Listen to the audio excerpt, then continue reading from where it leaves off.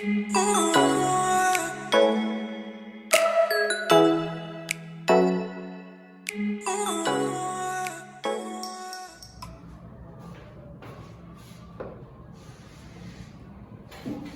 droits et obligations. Alors, chère madame, la fois passée, nous avons pu finir le chapitre portant sur la formation du contrat de travail. Alors, aujourd'hui, nous allons voir la nullité.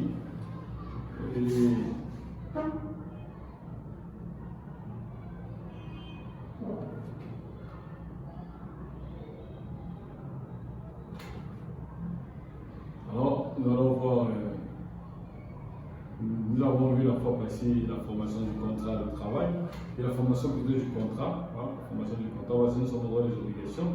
Alors, nous avons vu les conditions de fonds et de forme, de formation du contrat. Nous les avons explicités step by step, c'est nous one by one. Alors, aujourd'hui,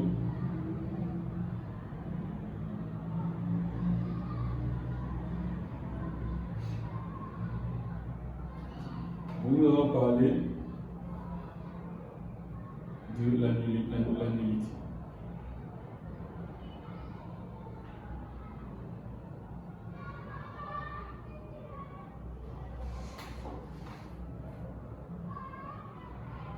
On va parler des sanctions de règles de formation du contrat. Alors, on sanctionne une observation des règles. Alors, si vous ne respectez pas, alors on vous sanctionne.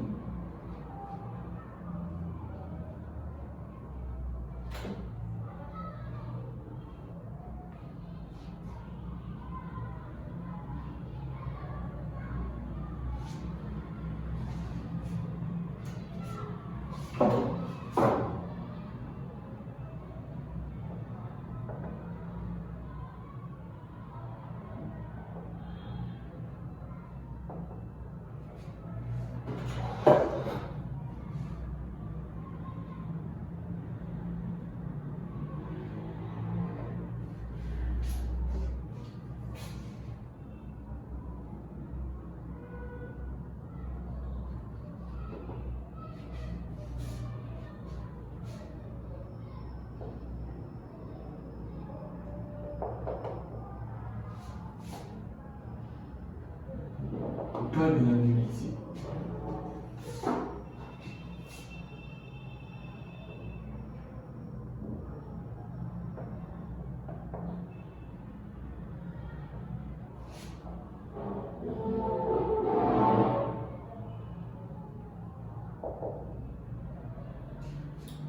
Notion de nullité. Notion épisodique. On parlera de la notion de la nullité. Comment elle se met.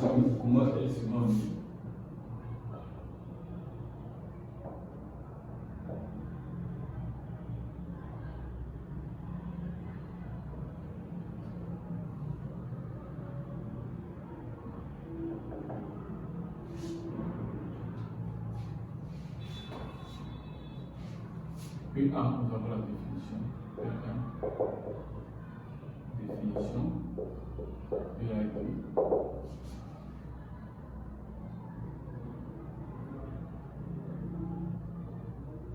Mise en œuvre.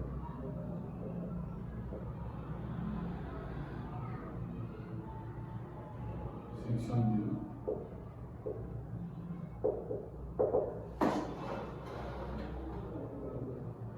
Nous avons les effets.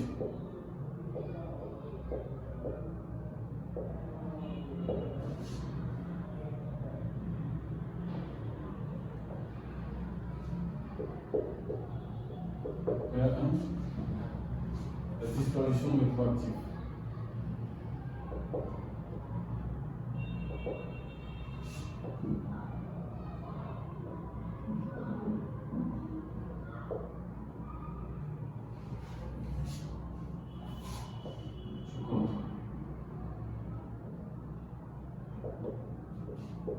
Il y a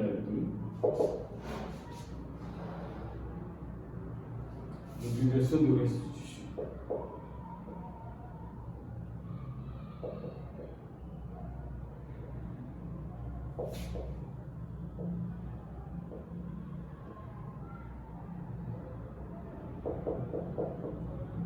Alors, madame,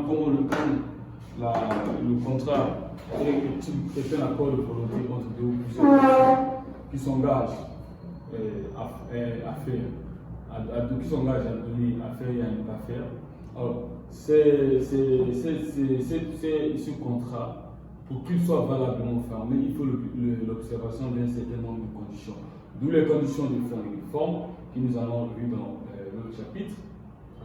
Sur la formation. Alors, maintenant, nous sommes dans le cadre où, si l'une des parties ne respecte pas les conditions de fond et de forme du contrat, alors ce contrat sera frappé de nullité. Voilà pourquoi on a parlé de la sanction des règles de formation du contrat, d'où le cas de la nullité. La nullité constitue c'est une sanction spécifique des conditions de fond, des conditions de fond et dans certains cas, les conditions de forme. C'est une sanction spécifique qui est prévue pour une observation des conditions de forme et de forme du contrat. Alors, est donc nul le contrat qui n'est pas valablement formé. Il convient d'abord de cerner la notion et sa mise en œuvre, section 1, avant de voir quels sont les effets de cette sanction. Pour la première section, notion et mise en œuvre de la nullité. Alors, envisageons séparément les deux idées. L'examen de la notion, paragraphe 1, précédant celui de la mise en œuvre. Alors, paragraphe 1, la notion et nullité. Alors, la nullité, comme on a dit, la nullité, c'est un anéantissement rétroactif d'un contrat régulièrement formé. Anéantissement, c'est une extinction. C'est la mise en fin d'un rétroactif, c'est-à-dire pour les effets passés du contrat. Les effets passés du contrat irrégulièrement formés. Alors, si vous avez déjà commencé à vous accomplir vos prestations, alors ce contrat, lorsqu'il est réputé nul, alors vous avez les effets, tout ce que vous avez produit en amont sont anéantis. C'est-à-dire qu'on fait comme si le contrat n'avait jamais existé. L'annulation du contrat est l'opération qui consiste la nullité. Cet acte est nécessaire pour que la nullité soit effective, parce qu'elle sanctionne le vice de conformité du contrat. La nullité se distingue de la nullité,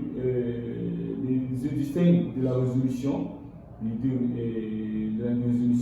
et de la résiliation et de la caducité, de l'inopposabilité ou de la révocation. Alors, c'est quoi la résolution? Sanction de vie de l'identité. Alors,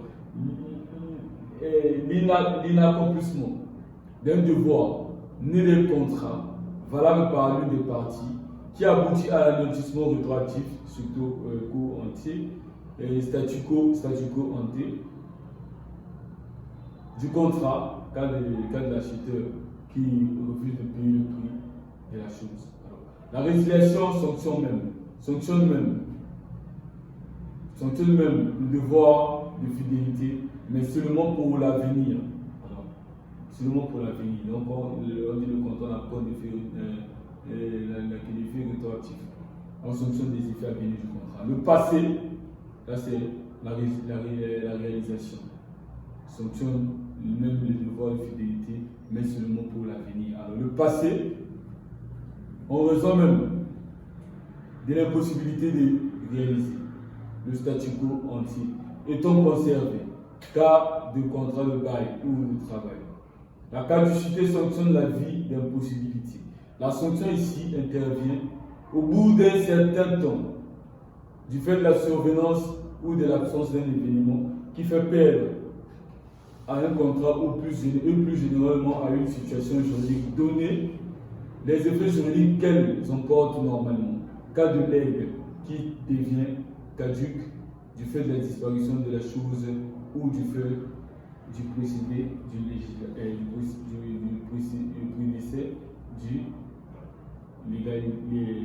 légataire, celui qui lègue. C'est-à-dire le legs c'est après la mort. On ne doit pas léguer en tant que vivant, on dit léguer un bien non. Le legs, ça se fait après la mort. Ça veut dire qu'avant votre mort, vous avez dit, dès lors que vous êtes décédé, ce bien-là va revenir à X. Alors, à votre décès, maintenant, on va appeler cette opération de legs. Alors, l'inopposabilité sanctionne la vie de clandestinité et signifie que le contrat, parfaitement valable entre les parties, ne peut être opposé au tiers. Un contrat qui est valable, un tiers ne peut pas s'opposer à ce contrat. Le tiers s'oppose à un contrat lorsqu'il n'est pas valablement formé. Là, un tiers peut s'opposer à ce contrat. Alors la révocation volontaire du contrat est son anéantissement par un nouvel accord des parties qui renoncent à leur contrat. L'étude de la nullité invite souvent à rappeler le vieil adage, pas de nullité sans texte, qui commandait l'interdiction pour le juge de prononcer la nullité d'un contrat en dehors des cas prévus par un texte. Mais la rigueur de cet adage est aujourd'hui tempérée par la théorie de la nullité virtuelle, adoptée par la jurisprudence où la méconnaissance d'une exigence légale permet d'annuler un contrat même si la loi n'a pas précisé cette sanction. Alors, la mise en œuvre de la nullité. On a commencé de la notion. Nous avons défini la nullité en plusieurs formes. Alors, nous sommes dans le cadre de la mise en œuvre. Comment on doit mettre en œuvre? Alors, la nullité se prononce par le juge, on dit. C'est le juge qui doit prononcer la nullité, non vous. Et non l'une de contact, non. Si vous avez constaté que l'autre partie n'a pas respecté, alors vous allez saisir un juge. C'est la chasse gardée du juge. C'est le juge, l'autorité habilitée à prononcer la nullité. Ce n'est pas votre parent ou votre frère, non. Même si le tiers constate, c'est toujours le juge. Alors, la nullité se prononce par le juge à la suite d'une action en justice, dans la mesure où il est interdit de se faire justice soi-même. Il peut s'agir soit d'une action, on saisit le juge pour demander la nullité, soit d'une exception en nullité. On demande la nullité à l'occasion d'un procès portant sur un objet autre que la validité du contrat. Alors, la question qui se pose est celle de savoir. Toutefois, celle qui se pose est celle de savoir qui peut se prévaloir de la nullité, c'est-à-dire qui peut saisir le juge en action de nullité. La réponse à cette question est commandée par la distinction entre la nullité. Peut-être relative ou absolue, on parle de la nullité relative ou absolue. La nullité relative ou absolue, la nullité relative ou nullité, c'est-à-dire on parle de nullité relative ou nullité de protection. Vise quoi? Cette nullité est celle qui est demandée lorsque la règle économique protégeait un intérêt particulier. Lorsque la règle qu'on a enfreint, la règle qu'on n'a pas respectée protégeait un intérêt. Là, on parle de cas de nullité relative.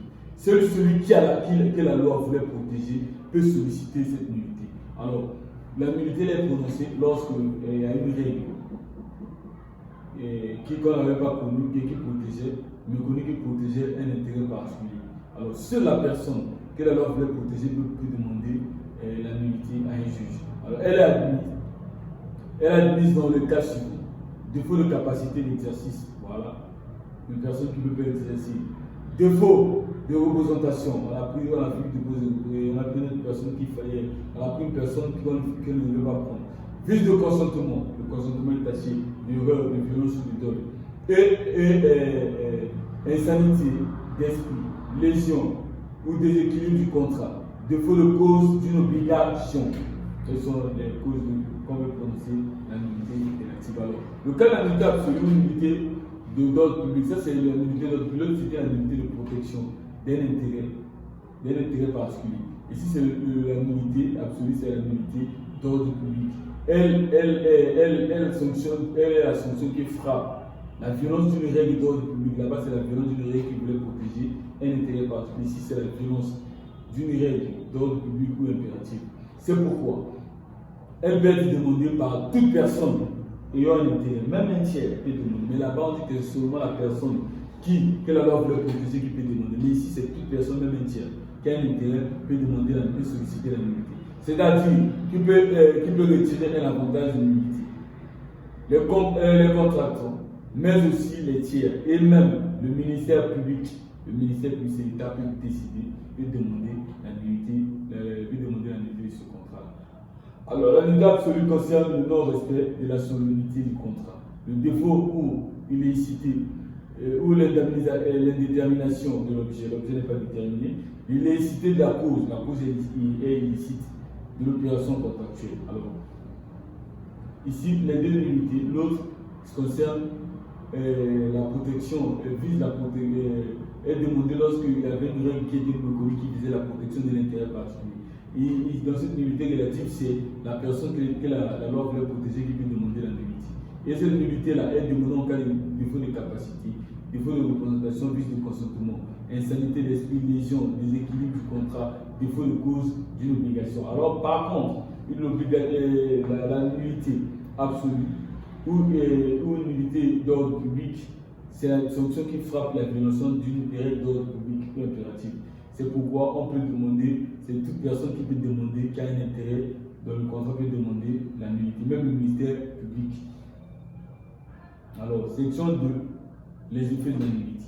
Alors, la nullité entraîne la disparition rétroactive du contrat, paragraphe 1, qui implique le cas échéant d'une obligation de restitution. La disparition rétroactive du contrat, quelle que soit relative ou absolue, toute nullité entraîne en principe l'anéantissement rétroactif du contrat. On dit que la nullité a un effet rétroactif. Le contrat annulé est donc réputé n'avoir jamais existé. Mais, il n'est pas toujours nécessaire de détruire le contrat. Si c'est uniquement une de ces clauses qui affecte la validité. Alors, s'il y a une clause qui affecte la validité, on peut aussi ne pas détruire le contrat, mais on peut juste retirer cette clause. On peut demander aux parties d'amender cette clause qui peut entraîner la nullité du contrat. Alors, il peut donc, dans ce cas, être décidé que la clause litigieuse sera réputée non écrite, donc on annule la clause. La nullité implique aussi le retour au statu quo entier. Le jeu de la règle implique un certain nombre de conséquences. Lorsque le contrat a déjà été exécuté, notamment la remise en cause de ces effets passés, on remet en cause les effets passés du contrat. Les prestations que les parties ont accomplies, on remet en cause ces prestations. Elle signifie que tous les faits et actes juridiques qui ont suivi le contrat deviennent sans cause juridique. Qu'il s'agisse d'actes d'exécution directe, comme le paiement, ou d'actes juridiques consécutifs au contrat annulé, à l'instar de la revente ou la location de la chose achetée. Paragraphe D, l'obligation de restitution. Alors la rétroactivité implique donc les restitutions. Vous avez annulé le contrat, donc vous devez restituer les choses que vous avez eues en amont. Vous devez les restituer. Alors, l'obligation de restitution sont en principe d'une restitution en l'état, c'est que vous restituez comme vous avez pris. Comme vous avez pris, ce que vous avez remis dans le processus de ce contrat, vous devez remettre comme vous avez pris. Alors, chaque partie doit restituer ce qu'elle a reçu en exécution du contrat, car cette réception se retrouve sans cause du fait de l'annulation. Alors, cette réception n'a pas de cause, donc vous devez restituer comme vous avez pris. Alors, certains auteurs parlent sans doute improprement de contrat à l'envers. La restitution s'entend également offrir plutôt, et revenu, à moins que le débiteur de l'obligation de restitution prouve sa bonne foi, c'est-à-dire son ignorance des vices qui ont taché le contrat de nullité. Si la nullité est due à une faute, elle pourra entraîner la condamnation du fautif au paiement des dommages et intérêts. Lorsqu'il y a un obstacle matériel, l'obligation de restitution, le principe est celui de la restitution en valeur, encore qu'il s'agisse de la valeur réelle, sur appréciation du juge. Quand vous voulez restituer, le juge qui doit apprécier la valeur de la chose que vous voulez restituer. Dans un souci de protéger certaines personnes, notamment incapables, les mineurs, le législateur écarte parfois l'obligation de restitution. Alors, dans un souci, lorsqu'on veut protéger les mineurs et les incapables, parfois le législateur écarte l'obligation de restitution. restitution pour éviter, parce que le mineur parfois déjà consommé la chose, mais il a restitué. Donc c'est un peu ça en gros. Donc dans ce chapitre, nous allons parler de la notion de la mise en œuvre de la nullité. Nous allons définir, nous allons parler de la mise en œuvre, on va parler des effets, la disparition du rétroactif du contrat, le contrat disparaît. Nous allons parler dans cette disparition rétroactive, nous allons parler de la nullité absolue et la nullité relative. La nullité absolue et relative, c'est celle-là qui est demandée parce qu'il y a eu, on avait pour la méconnaissance d'une disposition, d'une clause, d'une règle dans le contrat. Et cette nullité est demandée par la personne que la loi voulait protéger. Alors l'autre, la nullité absolue, c'est lorsqu'elle est enfreint à une règle d'ordre public. Alors cette nullité est demandée par toute personne ayant un intérêt ou veut retirer un avantage dans ce contrat. Alors on a parlé de l'obligation de restitution. Vous devez restituer la chose comme vous avez pris en état. Alors madame, merci pour votre aimable attention. Vous avez le cours, vous allez certainement avoir plus de lecture approfondie puisque ce qu'on a fait c'était une explication. Donc je vous souhaite une bonne journée et à la semaine prochaine pour le chapitre 4. Alors merci à vous.